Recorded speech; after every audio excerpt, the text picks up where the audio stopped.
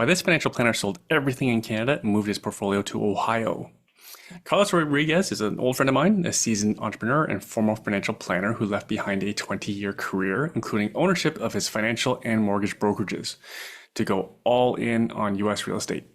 After growing frustrated with Canada's tightening lending rules, anti-landlord policies, and the sheer grind of compliance work, he sold everything in 2019, including his Ontario rental portfolio, and moved his investing focus to Cleveland, Ohio. There, he now specializes in high-yield cash-flowing properties with a focus on Section 8 rentals. For those who don't know, Section 8, that is the U.S.'s affordable housing, subsidized housing program. But Carlos didn't find success overnight.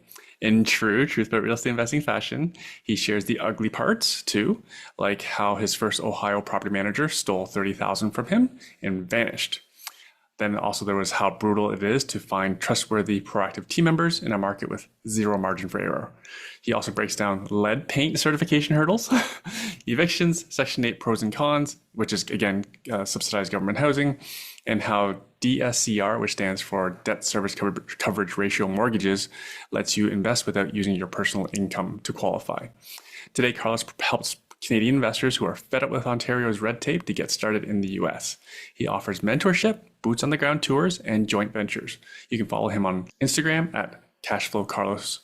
And also I have all the links in my show notes for all his other social media. Or you can grab his book, Property Profits, on Amazon. Just search the title, Property Profits, or his name, Carlos Rodrigues, and you'll find him. If you want the unfiltered truth of being a Canadian who is full-time investing, hands-on, from the ground up, building a portfolio outside of Canada in the US, this episode is for you. Please enjoy the show.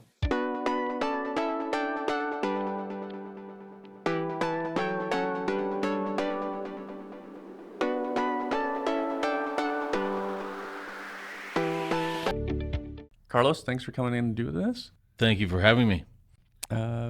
What's keeping you busy these days? Ohio, lots of real estate. Things are changing down there, so it's an evolving beast. You know, you gotta constantly be down there and seeing what's what. Tariffs haven't really affected what's happening with Trump and all this. That right now it hasn't really made its way to the real estate market in Cleveland anyways. Right now, frankly, I'd say it was a seller's market in Cleveland with all of the people that are starting to realize what the Midwest has as far as nicer prices than Canada, what we have here in Ontario. You know what I mean? The difference in the currency, just bringing profits over the border. Right now, I mean, it's an easy 43% bump, right? So, it's an interesting market. It's a lot different than up here. You can't just pick a property. We've been kind of blessed these last 20 years or whatnot. You could pick whatever you want, and it could be profitable. Right, and down there, not so. I mean, they've got a lot of urban sprawl. You know what I mean? Sections of the city that are quote unquote up and coming, but then you go over a block and you don't want to touch that at all. You know what I mean? You could end up buying a money pit. I mean, I almost did it on my first one. That I bought down there, and but it was a learning experience, and I'm grateful for it. The house is making money now, but if I had to go back and see if I buy that one, I'd probably kind of steer away from it. And so again, thank you for coming in, because I know you literally have an appointment with an investor to take them to Cleveland right immediately after this. Right after this, head to Cleveland. 5-hour drive. Depending on how good the music is, right? So, and the conversation, hopefully. Yeah. So take us back. Like, you used to be a financial planner full time. Yeah. 55. I started at Freedom 55 in 2003, and I left. I was there for 10 years.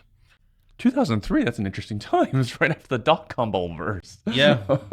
I mean, a lot of the first clients that I was meeting I mean, I was an investment guy when I first started, for actually throughout my career for the most part, and you'd see people's portfolios, and it was literally up and down.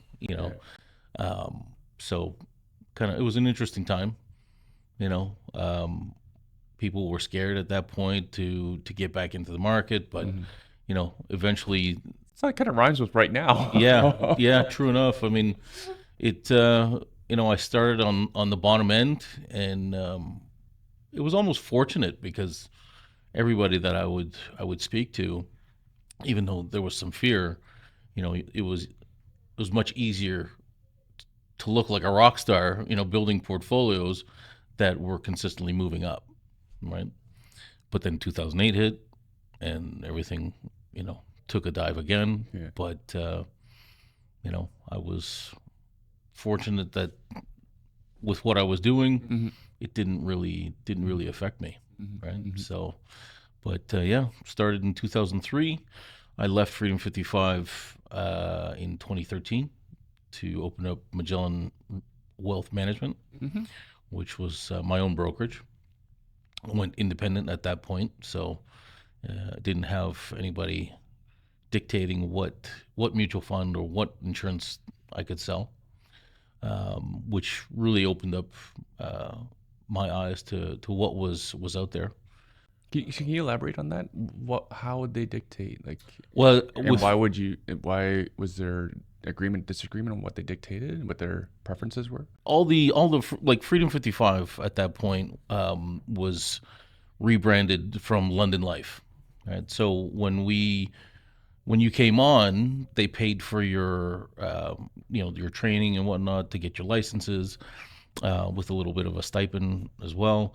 But part of the contract was you could only sell London Life, Great West Life, and any life insurance company that they had an agreement with. So at that point, I think it was Manulife.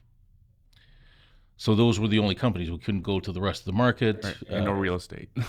And definitely no real estate. Well, that I mean, I could, but it ended up causing some ruckus near the end of my term with Freedom 55. But Right. in the office that I was at in Burlington, there were, I believe, close to 80 agents in that office, and I was somewhere in the top 10 at that point.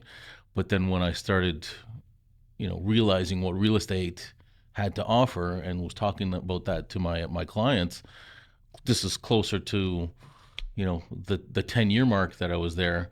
I dropped significantly in my standings down to like the bottom two because I just couldn't sell that stuff. It's like telling people it's caviar when really it's garbage.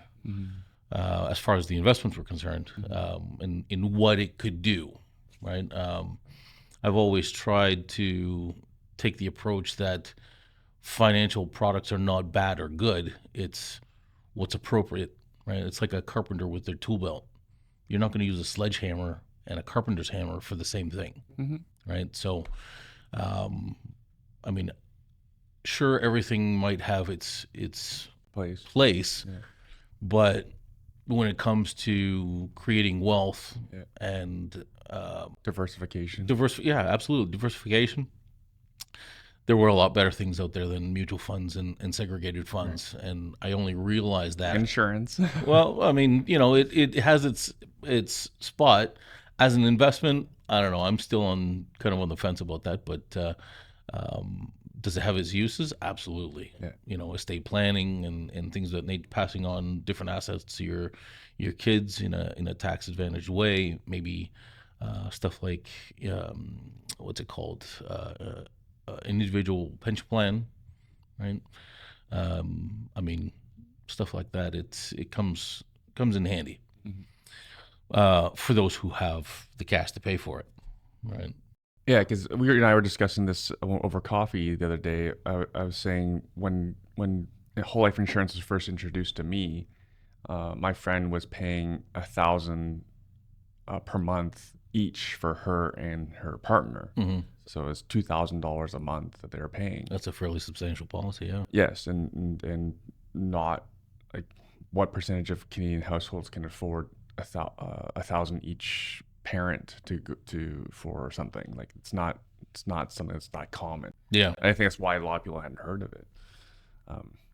But I've said on the show many times. I should have told you the other day was I said, in what financial planner in the world would tell you to have all your assets, all your income, all your cash flow, all your denominated in one currency in one country, right? Like even like when you're doing financial planning, I imagine it's still best practice to diversify. Like your mutual fund, for example, would have some in different countries, for example. Yeah, absolutely. I mean, you try to. I mean, see Buffett now buying stocks in Japan, for example. yeah. I mean, but the ideal situation was, the mindset was if you had, a pool of funds, for every one that's going down, you'd want one or two going up. Mm-hmm. You know what I mean? To take up that space and always have that kind of.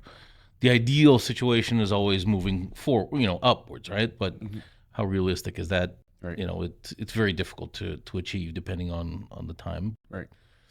Hey, it's that's what we strive for, right? Now I'm not a financial planner. I've never said I was not a professional in this space. And then my same thought process was, why should all my real estate be Canadian? Yeah. Funny thing is that I only really realized that when I couldn't get my last mortgage. What year was that? Here in Wait, you're a mortgage professional. well, yeah, and that's the thing. I mean, more so for raising capital, at that point. But I did have a mortgage brokerage as part of my offering when I was an independent financial planner, and I had a few people working for me on that side. But I had that brokerage more so for raising capital for different developers. And I never liked doing the mortgage origination myself, just because of how I felt the industry was set up, and dealing with different lenders and whatnot. It was just kind of right. So sorry for the listeners' benefit. Mortgage origination would be helping people. You're brokering mortgages between investors and the lender. Right. Exactly. Right. And lenders could be like Schedule A banks, home trust, that sort of stuff. Like exactly. And so I would always kind of give my own business. If I had to refinance my mortgage, I would give it to one of my guys to look that up. And I was working with another agent at that point, and he comes back and he's like, Carlos, keep in mind, this was my most successful year ever. And he comes back to me and he says, Carlos, I can only get you a mortgage that's fit for somebody in their 70s looking for an income. A reverse mortgage, you're saying? Reverse mortgage. That was the only thing apparently I could qualify for at that point. I was like, what? How is that even possible? It's a very expensive mortgage. Yeah. And I mean, like at that point, I had a decent sized rental portfolio. All of the properties were cash flowing heavily. Yeah. But still my GDS and TDS, which is gross debt service ratio and total debt service ratio, were apparently completely out of whack. I'm like, how is that? Based on Canadian lender terms. Basing on Canadian lenders, yes. So I had to go to something that is more conducive to somebody has bad credit, doesn't make much money. You know what I mean? Like it was just it was the straw that broke the camel's back. And so I said, okay, well, there's got to be something else out there. There's more than just Canada. If I can't continue to grow my portfolio or even refinance my own mortgage up here, something is definitely wrong. Mm-hmm. I gotta look for something else, and that's when I started looking at different markets, different countries. I looked at Sault Ste. Marie, for example. I mean, it's still Canada, but the prices at that point, back in the end of 2019, around there, they were still prices similar to what Hamilton was back in maybe 15 years ago. And how far is that drive? Like 8 To hours? Sault Ste. Marie, Yeah. it was a bit. It was a bit.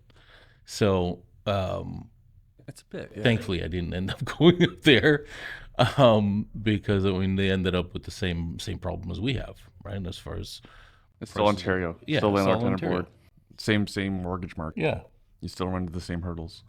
yeah. Started looking They're at not hurdles. They're walls.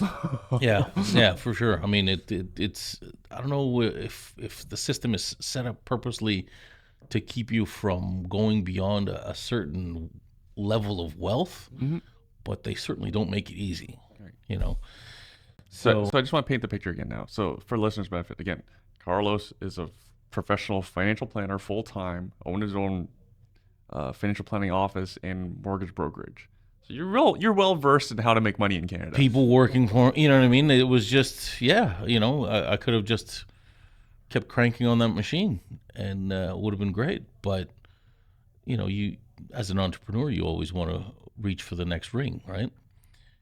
And reach for the next ring, but also make it as easy as possible, scalable, all Yeah. those sorts of things. Yeah. Kind of hard to do so in Canada, Oh, especially Ontario. I ended up with the feeling that my country didn't really want me here. Sorry, what year is this? End of 2019. Okay.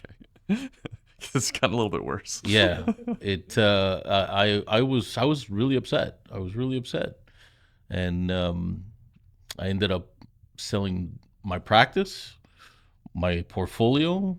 I wrote a book called Property Profits. If anybody's interested, it's on Amazon. If you go onto Amazon for whatever reason, you have to search Property Profits and my name. Property Profits alone will not bring it up.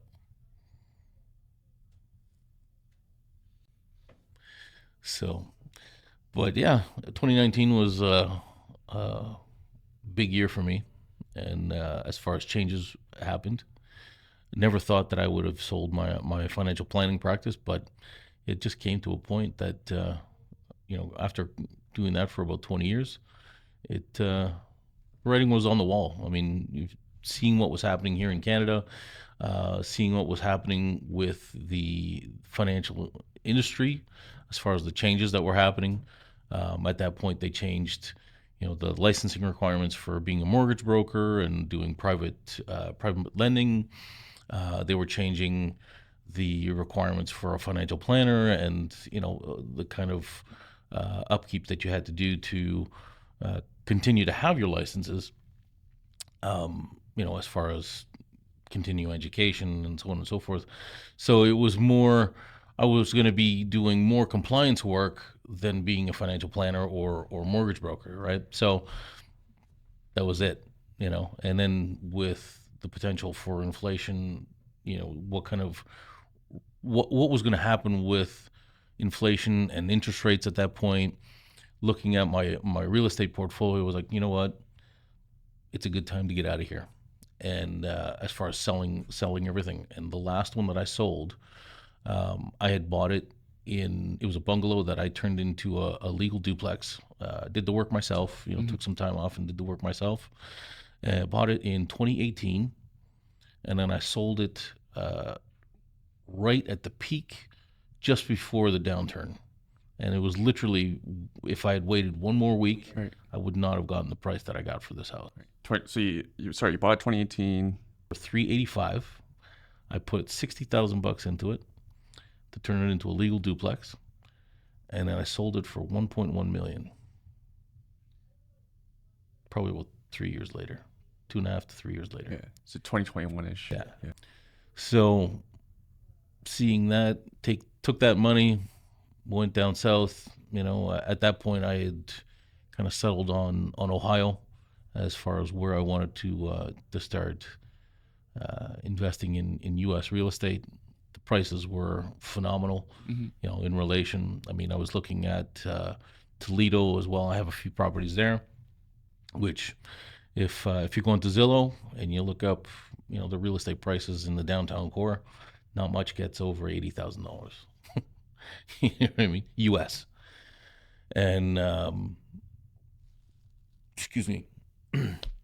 So, anyways, looked at Toledo, looked at Ohio, went to Cleveland, and you know, took a drive around there, saw the opportunity that was there. I mean, Cleveland is a market that is steadily increasing, and it's almost, it hasn't hit its stride yet, but you can definitely see this year alone in the price difference in prices from when I started to now. I mean, it's really ramped up. Mm-hmm. I believe they lead the country in appreciation, a lot of Ohio markets. Yeah, yeah. More so Columbus at this point. Probably more so because of the Intel plants that are going down there and a lot of the manufacturing jobs that are coming there. But yeah, no, it's a phenomenal market. Has an incredible amount of opportunity, but it's a double-edged sword as well. Mm-hmm. You really have to do your homework. It's not just about going in there and finding the cheapest property. Mm-hmm. Oh God, that was formula for disaster in Hamilton. What's that? Sorry? You go find the cheap. I remember I remember meeting like people from my network who their investment philosophy was, if I don't invest much, then I won't lose much. So I'm gonna invest as little as possible, which meant you were in the worst neighborhoods for the worst quality housing. And by worst quality housing, as in like structural issues, and that's what they were buying. Yeah, I mean, like houses that were like leaning. Yeah, and here's the thing. I mean, with Cleveland being 200 years old, some of those properties are, I mean, they've got bubblegum and duct tape holding them up, right? So it's even worse than like the worst. Because like I don't think I've seen many properties over 120 years in Hamilton that old. Well, at least they're brick. Yeah, for the most part. I know, but they're like sinking and stuff. So before we get into market selection, how is the financing different? Would you have had I'm unintentional. No, I kind of intentionally leading. You mentioned was it 2018 that you're running into your financing issue? 2019. 2019, you'd have to do a mortgage that's meant for people without income. Yeah. I mean, it was. Not only that, but the level of scrutiny from the lenders, what you'd have to provide, but not just once. It would get to their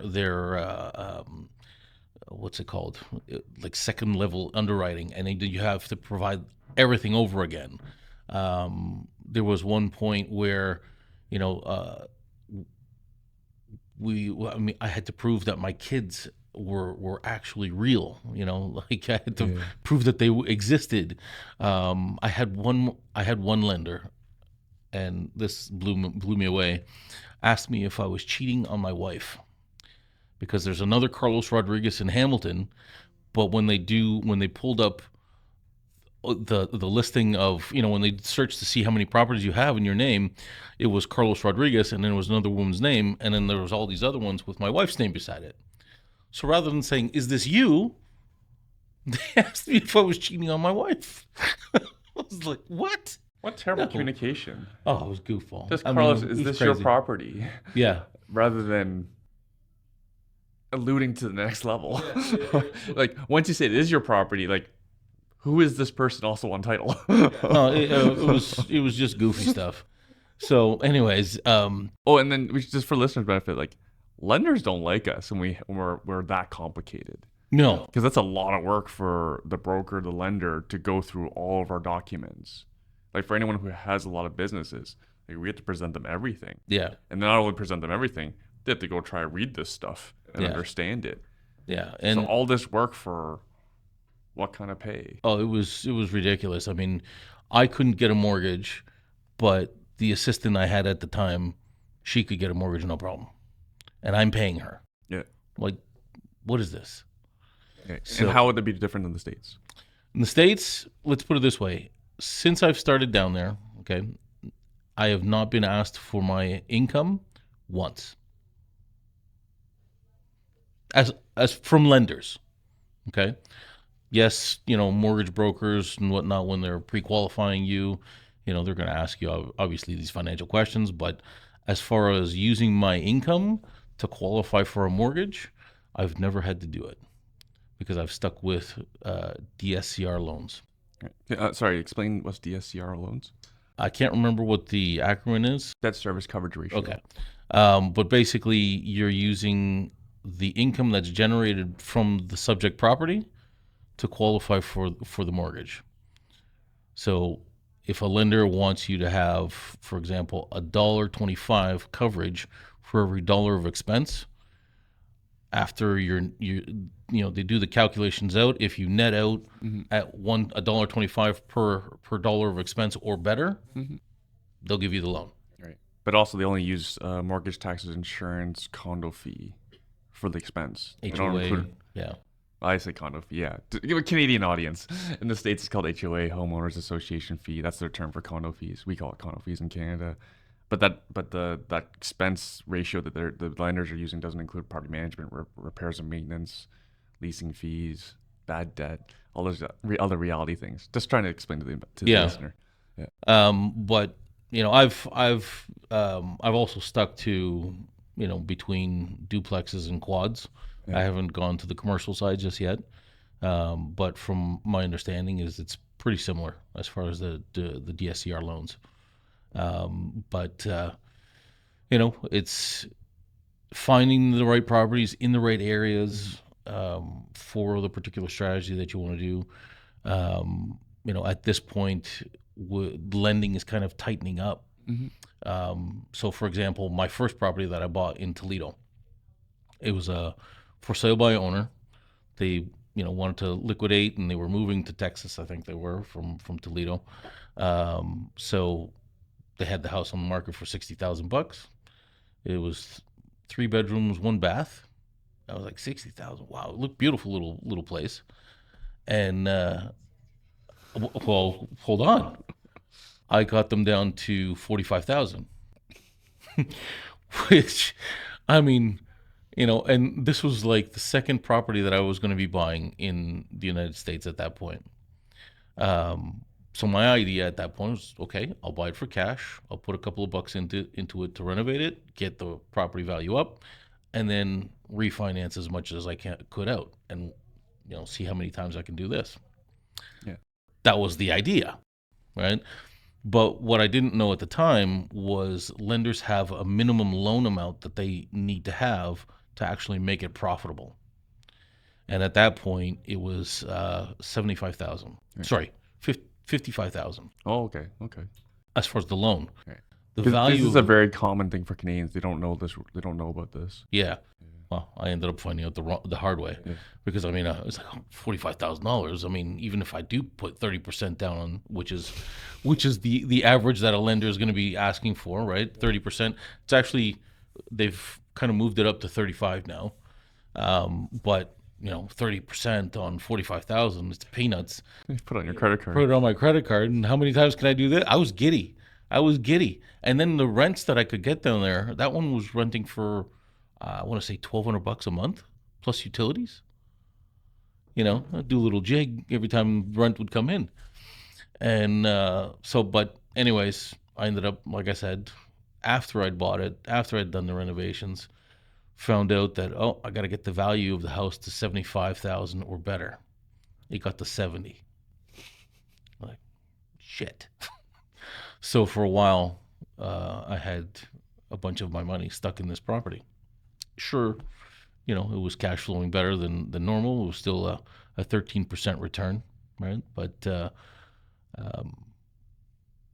I ended up finding out very quickly that you can't just buy anything that you want and make it work the way that we would normally make it work up here, as far as buying, renovating, refinance. So it becomes a problem, when for example, I'm working on one right now that we purchased it for. It was a property 4-bedroom house with 1 bath, in Slavic Village. This is an area of Cleveland. We bought it for $41,000. We put $38,000 into the property. At the time, the ARV was about 110, right, something like that. So ARV would be like market value after the renovation, right? So about 110 was what we were estimating. The appraisal, even before we did any work to the house, was coming in at 90,000. So I'm thinking we're safe, right? Well, things have changed now that they've pushed the value that they want to see for foreign nationals, right? And even though I have an E2 visa, I'm still considered a foreign national. They push the benchmark from 75 to 100,000. Well, it just appraised for 90. So we've got that 93,000. So we're $7,000 off the mark, and I mean the game plan at this point is to have it reappraised and see if a new appraisal comes back more favorable, because their appraisal rules are fairly close to ours, but there's stuff like. Well, I'm not sure if this is the case up here, but if it's a private sale, they won't use that as one of the comparables, right? I'm not sure. Well, they don't see it on the market. The appraiser, because here the appraisers only see what's on MLS. Oh, okay. Well, right, so it's off market, then they have no trace. They can't trade. They have no record of it. Okay, because down there, I mean, you can see both MLS and off market deals on Zillow. Right. Oh, but also the appraisals here won't use off market because the property never went to market, so they can't use that as market value. Okay, so I mean, we ended up finding that out, right? Because the comparables that we're hitting now, anyways, it's been actually a 5-month time frame since the time that we bought it until now. We had to get out the tenant that was in there. They even though we were supposed to have it vacant on possession, the tenant decided that they wanted to stay in the house. Mm-hmm. So Cleveland is kind of special in there. When you evict a tenant, you have to have certain certifications in place, like lead safe certification. Sorry, what's lead based? Well, they have for example, they have a big lead paint problem. Oh, because the houses are so old. Yeah. Right, in certain areas. Yeah, we have worse things in houses in Hamilton. Yeah. Sorry, continue. Asbestos is extremely common. So yeah. Hear lead, like, oh. Yeah. Well, it's not like people are eating the paint. But didn't Hamilton have a lead paint problem? I'm sure it is, but man, like I can't recall that being a red flag for insurance companies. There's always asbestos and of course galvanized steel, aluminum knob and tube wiring. Aluminum was much easier to remediate than the aforementioned ones. Mm-hmm. But yeah, lead paint wasn't that common. Yeah, down there it's a big thing. Any kind of flaking paint, you immediately fail a lead test. Interesting. But they'll come in, they'll swab for lead dust, and if they find it, then they'll make you remediate it. So it could get costly. But regardless of which. When we bought this house, we had just taken possession of it. So there was no way for us to have, like, this lead safe certification is something new that they've been bringing in for the last couple of years. And not every landlord has gone and got the lead safe certification. And part of the reason why there's so many properties on the market is because they don't want to do these lead safe certifications, right? So anyway, Cleveland now is kind of giving people fines, things of that nature. Mm-hmm. So you're going to see, a lot of this stuff. I would say probably 80% of the rental properties that are on the market right now that are older than 1970 don't have the lead safe certifications just yet. So, and this is the importance of having market specific knowledge. Oh, absolutely. Real estate, like you've been around for a long time. I know real estate street to street. Yeah, I know these little fine minutiae. Absolutely. Because it's very costly if you don't. And I mean, some of those mistakes, I made them and paid the price, to find out that information. But nonetheless, we're good. So, sorry, I lost my train of thought. We're talking about lead paint. Yeah. Oh, and we're on the string of getting the tenant out. Yeah. So, I mean, to do the test, we'd have to get into the property. So we'd have to give the tenant who doesn't want to leave notification that we're coming in, so he would leave.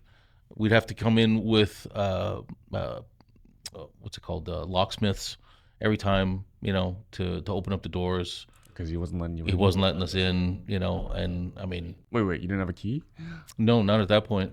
It's not the trade over when you buy a house there. It's not like you don't go to the lawyer and pick up the keys.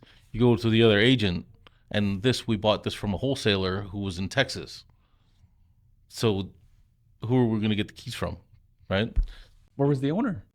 He was where was the owner? Anyway, That's probably a problem. it was a while ago. I mean, just getting the keys was a problem. So we had to bring in the locksmiths every time.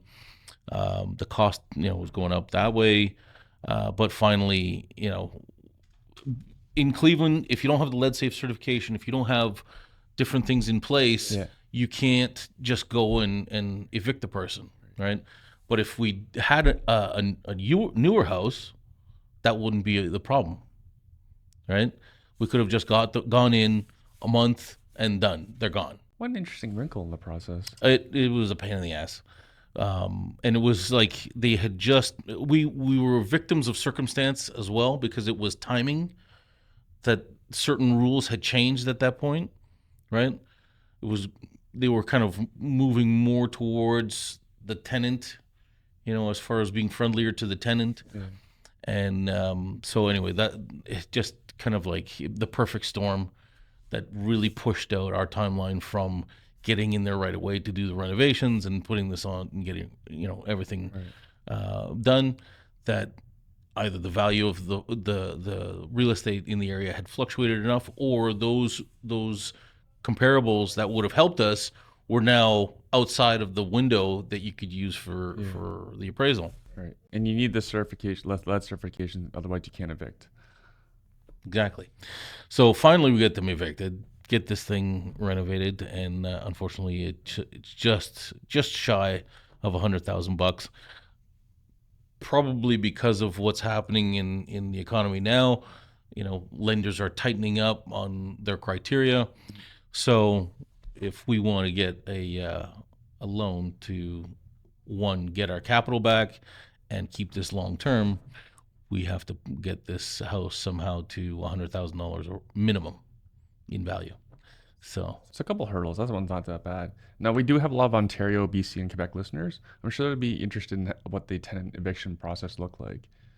So you need your lead certification. What else did you need before you could start the legal process for eviction? Well, you serve notice, and sorry, normally my property manager takes care of this, so I haven't really got the process down pat. But generally speaking, it's there's a 30-day notice, then there's a 30-day notice to leave. Then there's a 3-day notice that goes out. Once those are done, then the lawyer kind of takes over, and you apply to the courts to have the eviction done. And this is courts, right? This isn't. There's no landlord tenant boards. No, there's no tribunals. None of that. Yeah. There's no division of government that's there to protect the tenant. Yeah, no, it's all done through the courts. Yeah. And I mean, it's very quick, as far as they set the date for the trial. Both sides present their case, and I mean, 90% of the time, there's no tenant that gets involved in the eviction process. Yeah, because they have no leg to stand on. They have no legs to stand on, and frankly, the way that Ohio is a red state, so the mentality down there is if you're out of your lease and the landlord wants you out, you're pretty much leaving, right? One way or another. So anyways, the judge rules in your favor. And the next thing is there's typically a time frame that the tenant has to pack up their stuff and leave, or the sheriff is coming in on a particular date, right? You pay for the sheriff. It's about $300. And then if it gets to that point, they move them out. Yeah. And we're just talking like if it gets to that point. Usually they just leave because they know they have no leg to stand on. Yeah, I mean there are those times. I thankfully have never had to experience this, but generally speaking, we kind of say to the tenant, "Listen, it's either you move on your own. We'll give you X amount of time to move out on your own, or the sheriff is going to move you out forcefully. Yeah. We'd rather not have that." Yeah. And they're gone. Yeah, because who wants armed enforcement to come into their property and physically remove them? Yeah. Especially their kids. Yeah. No one wants to subject their family to that. Exactly. But that is the process. Exactly. And what would you think? Like, how long until a sheriff comes from beginning to end? From the time that from the time that you start the eviction process, normally is 3 weeks at its fastest, right? 3 weeks from start to finish, right? Can you imagine that here? So, listener, 3 weeks. Yeah. Professionals are reporting in Ontario that's 7 to 7.5 months for enforcement. And this is part of the reason And that's why professionals. So mom and pop investor, you're much longer than that. Like you and I are mom and pop investors. We don't have the same resources that the REITs do. Yeah. In Ontario. No, I mean, just from a legal perspective, oh yeah, they have so many more assets available to them. Yeah. But also the way that the market is now for tenants, like I think it was in the news, one tenant had 3 appeals. So the eviction order was given. They appealed it 3 times. Successfully. I'm surprised there hasn't been anything in the news about some landlord going out there and taking matters into their hands and shooting them. But then it's also the news to get arrested.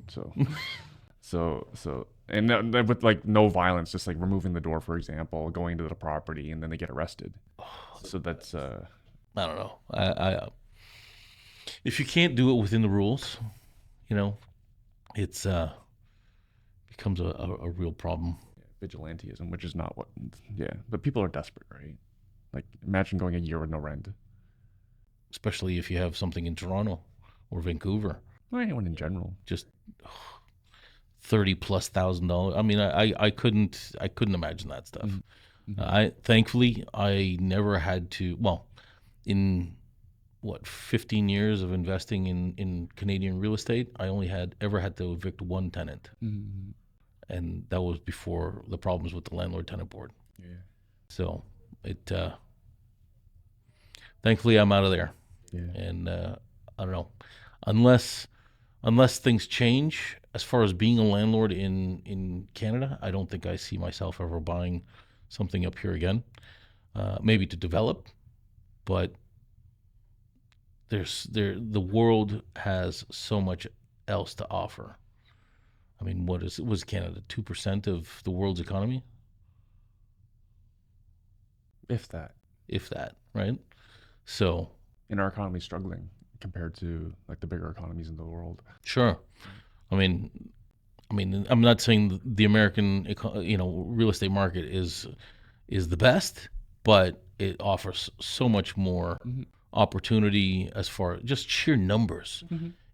I mean, yes, you might have competing offers on a particular property, but I mean, access to different lists as far as, property owners that are delinquent on their taxes or water bills. I mean, it's I guess a double-edged sword that in the United States there's no real privacy. Yeah. If you really want to find something out about somebody, it's a matter of maybe paying a fee. Yeah. But it's how much they owe on their taxes or. It's way easier to do off-market deals in the States for good value. Oh yeah. And even before we get to that, you touched on how Ohio is a red state. I don't know if it was on the recording, but you mentioned Intel, and then being in business-friendly state, they attracted Intel to build their plant. I forget what the dollar is. It's in the tens of billions of dollars, I believe, for investment to create thousands and thousands of jobs. And also Honda is building a plant west of Columbus as well. So this is all happening before today's time. Like I believe both plants are already open and hiring people. Oh, really? Already? I wouldn't be surprised because I believe those announcements were back from like 2020, 2021. Yeah. So it's been some time. Like most of the auto plants that were announced back in like 2020, 2021 have already opened doors into hiring. So I wouldn't be surprised if Honda's already hiring. Yeah, and the values of properties at that point, I mean, they shot up as soon as that came out. Yeah. I saw that in the when I was researching Columbus. Yeah. Intel. I mean, Cleveland's got the Cleveland Clinic, you know, a monster of a hospital. I mean, it makes McMaster University look like a peanut. Where I was going though was that most Canadians who follow real estate investing knows what like a Honda plant did for like Alliston, Ontario, for example. It's been everything to that market. So Ohio has a new Honda plant and they have a new Intel plant, which and those employees make even more money. Like you're talking like white collar people. I believe the average salary for an employee at that plant is like 135,000 American. It's crazy. Yeah, but they're microchip manufacturing. These people are very smart and very high educated. Yeah, yeah. And then the other side of it is how many people are qualified for those types of jobs. So that just means wage inflation. Yeah. And also when you're offering that kind of money, you're going to imagine people are willing to move to that area.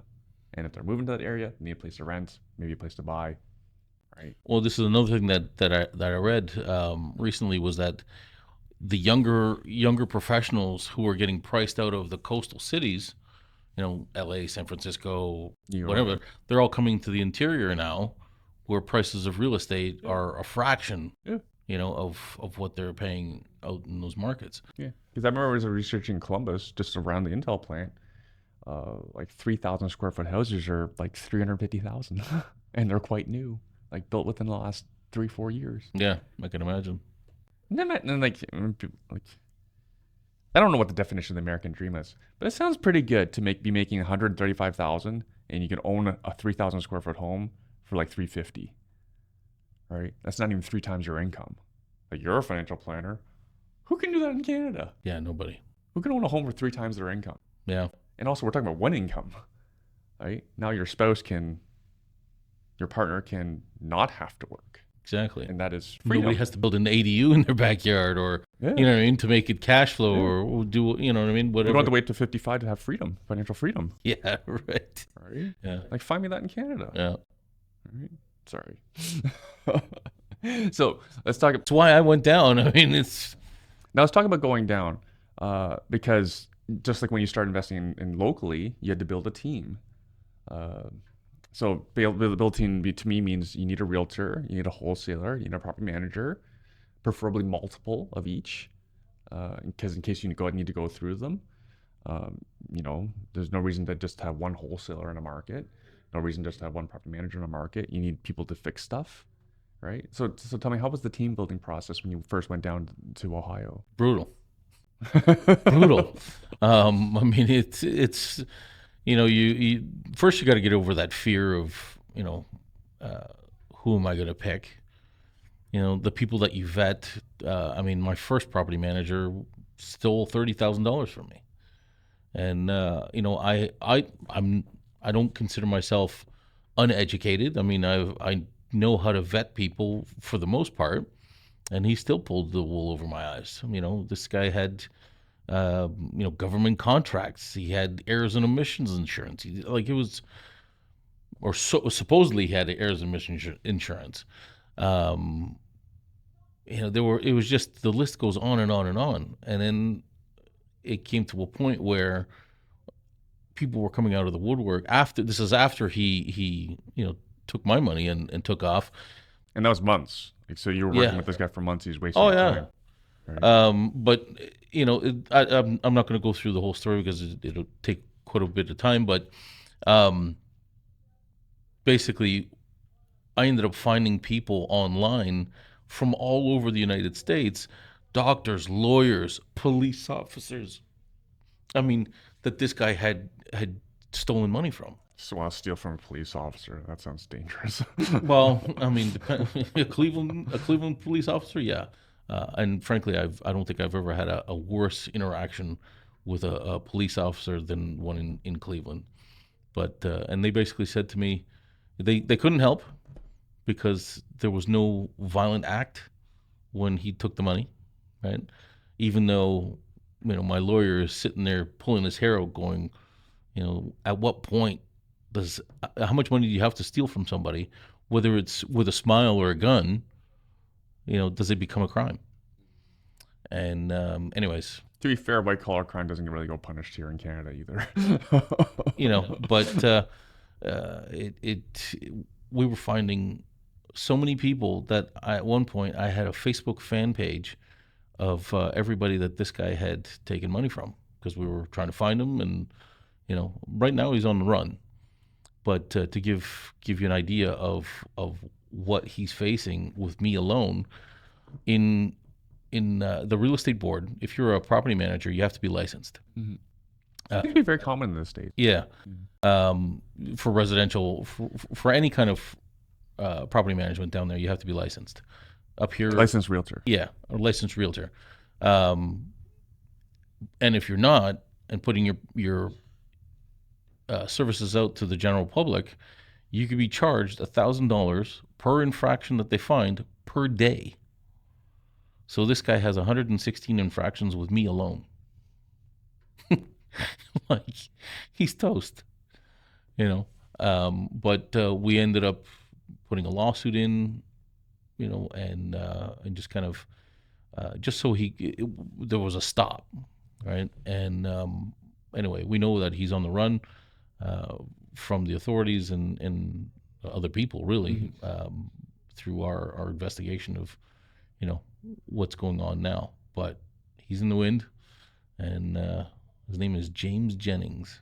And if anybody comes across James Jennings, let me know where he is. Now, I think you told me that you had to interview several property managers before. Went through a bunch. The team that I have now were through referrals from other individuals down there that work in the real estate market. I believe the property manager I have now came from a mortgage broker that I was working with. Can you explain why the challenge in finding a property manager? It's a good question. I mean, we have that here in Hamilton and most markets in Ontario as well. There isn't a whole ton to choose from. Well, down there, the sense that I get is that they're either incredibly bad or phenomenal. There's no in between, right?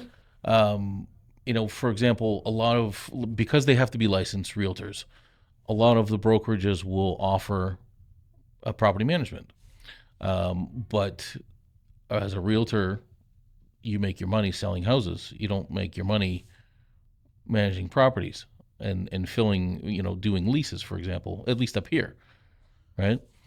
So the same is true of Cleveland. So you get less attention from the person who's supposed to be taking care of your property. Right. And anyways, I ended up trying, different avenues, and finally found a person who took her job very seriously, communicates phenomenally, and I consider her my right hand down there. Anything that needs to be done, she's on it. Somebody that's proactive, because I do a lot of subsidized housing, the Section 8 program that they have down there. There's annual inspections that we have to do. And, if you don't have somebody that's proactive going to the house saying, okay, we need to address these issues before the inspector comes in, you could have, a period of time with no rent, right? So very proactive team that I've found, not always the cheapest, but, sometimes you got to pay for quality. Now, I've heard many nightmare stories locally around government subsidized both housing and also receiving tenants from government institutions. Why the decision to do government subsidized housing in the States, which is generally called Section 8? Yeah. Section 8 tenants, these are people, there's nothing wrong with somebody who might not have the same amount of money as the next person, but you still have to vet them, right? So how it works down there is that they'll apply for subsidized rents from the government. If they get it, they get a voucher that says that they can rent up to X amount of bedrooms. Okay, depending on the size of their family and their income, will dictate the voucher that they get. and basically it's set up so that people with lower incomes can really go and live wherever they want within reason, right? So as a landlord, you know, when you're putting your property out there, I mean, the benefit to having the Section 8, first off, is that rather than the rent being paid to the tenant and then to you, it's coming direct from the government. And down there, as opposed to up here, the tenant can't stop that. Which they can here. Which they can't here. In Ontario, they Right. can. So If anyone wants to disagree with us to let us know that's not true, please write in. yeah. Well, I found out firsthand. You know, I had the tenant that I unfortunately had to evict. Yeah. I had that problem with them, that you know, we were doing some work and they didn't want the work done, so they decided to cut off the rent being paid to me directly here.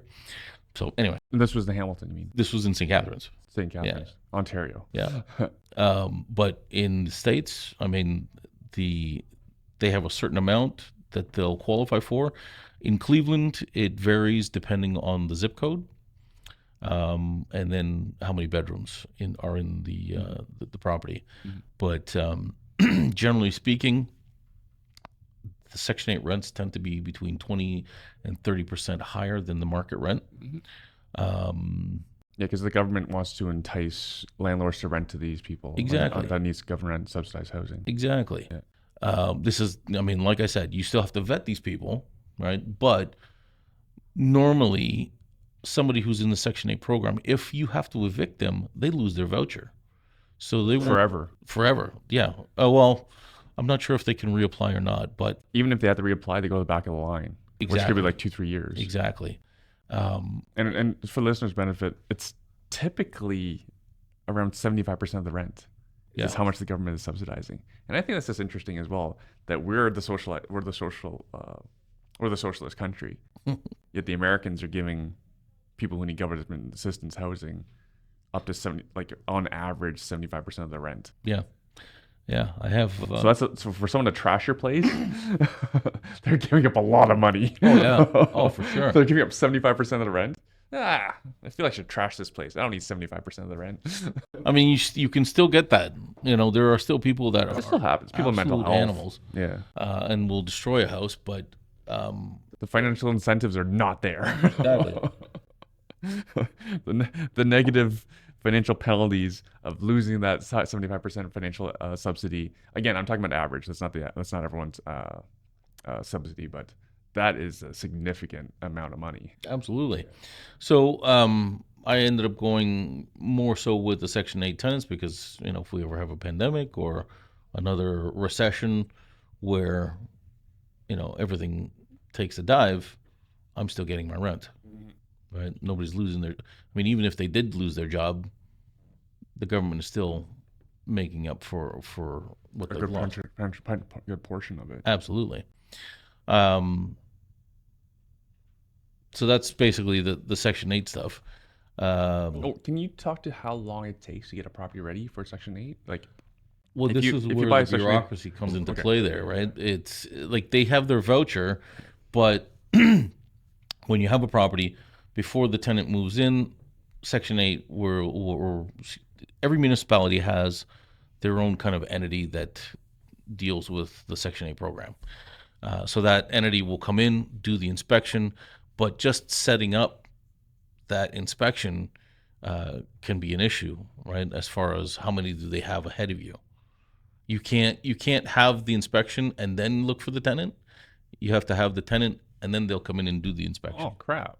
Yeah. Otherwise, it would save a lot of time if we could just, okay, we're done our renovations, come in and check it out. Yeah, certify us for this. Doesn't work like that. Oh, that's not even good for the tenant either, because they may not get the house. Well, I mean, we've had tenants that have they give their notice to their landlord, their previous landlord, and then they have to wait a month, maybe 2 months sometimes, right? But anyway, it becomes a real bureaucracy in there where you're dealing with the caseworker for the tenant, and you know, just kind of trying to move this along quickly. Right. So what's your experience been like from like posting the place available to rent to? The longest we've had from the time that we've got the tenant Yeah. and got them in is 3 months. Oh, damn. Yeah. And you're not getting rents in that time period. Yeah, of course not. Even like And that's on top of your like your renovation period, and so exactly. because you can't. Well, you're not going to pass with a renovation. You're probably not showing it until your renovation's done. So Depending on the municipality, like for example, East Cleveland, okay, they have what's called a point of sale inspection. So when you buy the house, okay, actually, if I was putting up a house for sale, the city is supposed to come in, do an inspection, and give you a list of all the deferred maintenance that they have, that they see on that house. Stuff like cracked sidewalks, cracked driveways, steps that are out of code, for example. All these, every little thing, depending on your inspector that day. I mean, you could have a very short list, or you could have a monster of a list. Mm-hmm. And before the next person, either the next person coming in who buys the house, or you as the seller have to take care of that list before anybody else moves into that house. Mm-hmm. So that's one inspection, right? You have to if there's permits to be pulled. I mean, down there to replace windows, you got to do permits. Seriously? Yep. Windows? Windows. Okay. If, for example, I had on one property. I've never heard of that anywhere. Yeah. I can't think of anywhere you need to pull a permit for a window. You're supposed to pull permits. Unless it's like a historical protected. Yeah. Yeah, no. Down there, anything beyond paint, really, you're supposed to pull a permit down there. So replace the furnace? I'm not sure about Shingles? that. I'm not sure about the Unlikely. HVAC, but it gets pretty rough. It can get pretty rough. A lot that they like their bureaucracy, man. But from the time that you finish renovations to the time that you get you find the tenant, the longest I've ever taken to get that tenant into the property, passing all the Section 8 inspections and whatnot, has been 3 months. Yeah, so That's this show. The fast, yeah. This is the truth about real estate investing. We're not here to candy coat anything. We're here to tell you realities of people's experience. Yeah, there's reasons why we have gray hair. So it's but aside from that, once you can get past the bureaucracy and I mean, there's no rose without a thorn, right? The Midwest has an enormous amount of opportunity, whether it be development, whether it be, if you like doing the burr strategy, just turnkey. I mean, you can go down there. You need turnkey too, yeah. Turnkey property, get a house cash flowing really well. It's cap rates of 12% are not unheard of.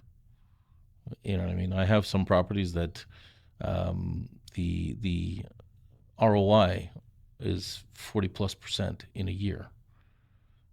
It's but not without work, as you've explained. Oh, for sure. I mean, everything. It all. There's definitely work. This is not a passive cash flow scenario. Yeah. And for example, how often are you on site? How often? Because you live in Hamilton. How often do you need to make the trip to Ohio, and how long are you there for? I generally will go every other month. It's needing me to be down there a little bit more often than not because of all of the projects that we have going on construction wise. But I'm trying to put some stuff in place that will, allow me to see what's going on down there and not have to be physically there. But nonetheless, I like to pick up the tools every once in a while and get dirty. Right. And you're allowed to because you have an E2 visa. Yeah. Not just anybody can go down there and start working. Right. If you show up at the border with a bunch of tools in your car. Oh my God! These days, you're crazy if you try to do that these days without proper permits. Exactly. So I mean, with the E2 visa, I've been asked every single time, anyways. Why you got so many tools in the bag? You going down there to work? It's like, do you have a visa? Yes. Here's my E2 visa. You know, And then after that, school. piece of cake. Oh, okay. Never had a problem. How hard to get an E2 visa? Not many people have it in my circles. Well, let's put it this way: I wouldn't apply for it by myself. With the amount of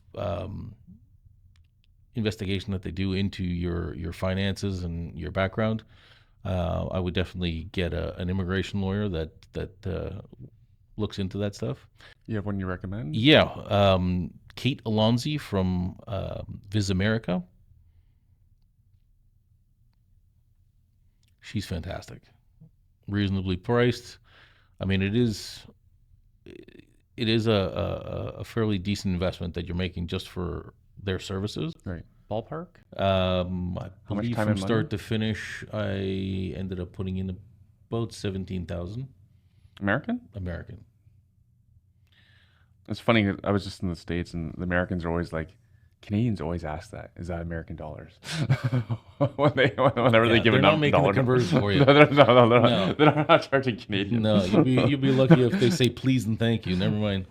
It actually goes back to like what my original thing about like what a financial planner would say. Like, I've said this in the world as well. And again, you're a professional financial planner. You are a professional, or were? Do you still have your designations? No. All right, but you were. I used to say it all the time. Go poll 100 people outside North America. Will you take Canadian dollars? And ask them again. Ask them, will you take U.S. dollars? Like, who's going to say they take Canadian dollars Exactly. if you're outside North America? Exactly. Even Cuba, you go to Cuba and they call it the enemy currency. We will accept the enemy currency.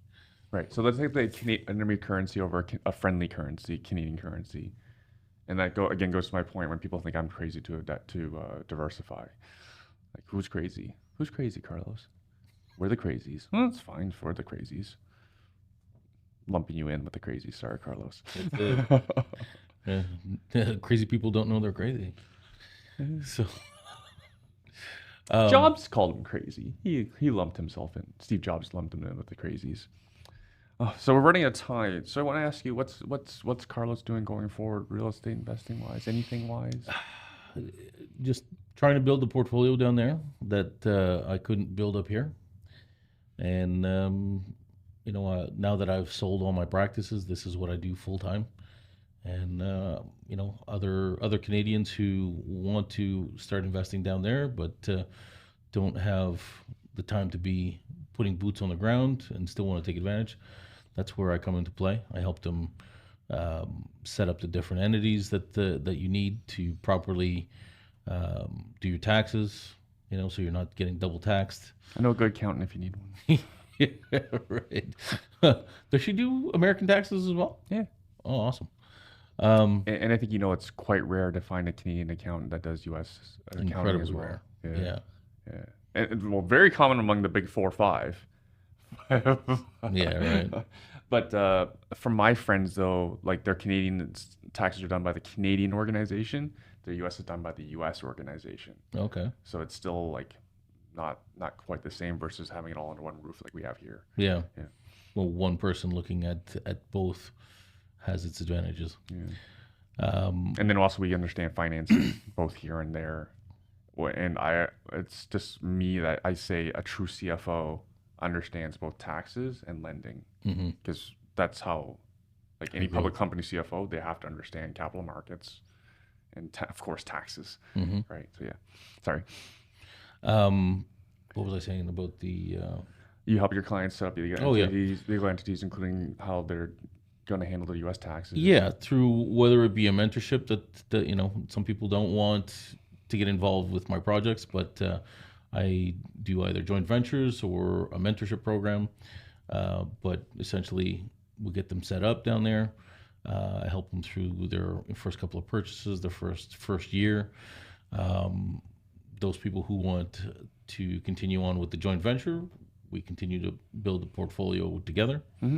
But I'm pretty much involved from day one, and I feel like I'm missing something. It sounds like you literally tour guide people. Well, and that's it. There is that we'll do tours every so often first, and you start from here, as in like your client that you're taking out, you're literally picking up from Hamilton. Well, that's a special thing for this particular tour. Okay. But normally, Because you're a friend, you're already close. Sorry. Yeah, So that's not for everyone. That they can meet No. you at your home and you'll drive them to Ohio. No, we're meeting at the hotel in Cleveland, and generally speaking, it's normally on a weekend. Travel day is Friday. Everybody gets settled in, and then come Saturday morning, nice and bright, 8:30 in the morning, we meet, get on the bus, or now we're doing kind of smaller groups, and it tends to be a better conversation. Yeah. But there's typically about 12 of us that go on these tours, and we do probably about 14 properties in a day. We meet with my realtor down there, and sometimes parts of the rest of the team, but we'll see the good, the bad, and the ugly. And typically, what is it, on either the Friday or Saturday night, we go to one of my favorite restaurants down there. We have a nice seafood boil, which I'm looking forward to tonight. But it's so if you don't like seafood, don't come on my tour. I'm sure they have other things on the menu. Well, we had a vegetarian one time that came with us, and anyways, he had fun. So, And where can people find more information? Best place to get me is actually on my Instagram. This one? That one right there, at Cashflow Carlos. There's a link there. See. Yeah. So no special punctuation, it's just cash flow Carlos. That's it. There's a link tree. You can join my email list. That is, generally speaking, where you're going to get the most information from me, is the email list. I'm still struggling with posting on social media on a regular basis. Oh, but you're on TikTok. That's a TikTok logo there. Yeah, I haven't posted there for a while. Oh, okay. But and actually, that might come down shortly if they ban it in the States. Isn't it supposed to be banned now? I'm sure that they'll figure out something. that 90-day reprieve is up. You think some of Trump's friends would gladly buy it for a deal? Yeah. Whether China is willing to sell it is a different story. Yes, that is the other side of it. Right. Yeah, that'd be interesting. That's an interesting conversation, and that's not going well. No. If you do go on to Facebook to find me, it's Cashflow Carlos Official. Because unfortunately, I had my account hacked, and that's it there. Fantastic. Thanks so much for doing this. I know we're keeping you from your client that you're going to take to Ohio today. Any final thoughts? Any final thoughts for the listener? If you're going to do it on your own, take your time. Don't be in a rush to pull the trigger, because it is a different beast. It's you definitely need to do a lot more homework than we did up here in the GTA. If we have to buy a house up here, if the numbers work up here, you're generally making money. Well, the numbers could work down there, but other factors could really take away from your investment. So you don't want to be finding out the hard way that you've bought a money pit, for example. And area, location definitely makes or breaks you down there. Don't be afraid to spend a little bit more money on a purchase, because buying a turnkey property on your first one definitely allows you to get in, but it saves you from some of the horrors. So. Yeah, that's a good place to finish it. Or just call me. Or just call you.